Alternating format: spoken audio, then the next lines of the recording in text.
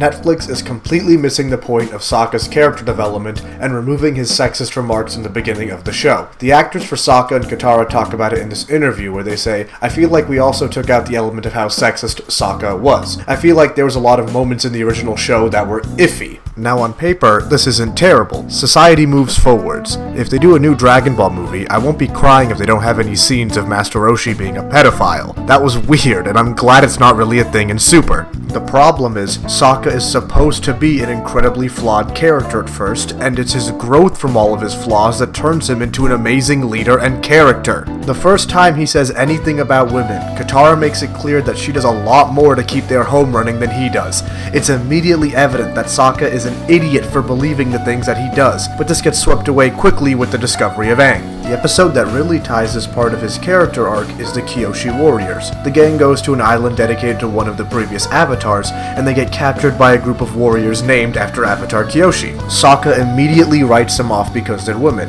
and asks who were the men that captured them. They threaten to kill him for doubting and ridiculing the Kyoshi Warriors, and Katara tells them straight up that Sokka is an idiot. His views and how they should be treated could not be more apparent. After Aang befriends them, Sokka goes up there to brag about how strong he is and is challenged by Suki, their leader, who kinda kicks his face in, and he leaves in shame as they laugh at him. Sokka actually has to confront the idea that his worldview is wrong here, and he humbly asks to learn from her, even willing to wear the outfit and makeup.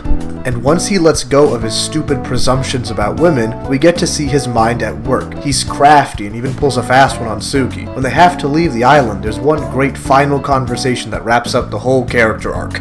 There's no time to say goodbye. What about I'm sorry? For what?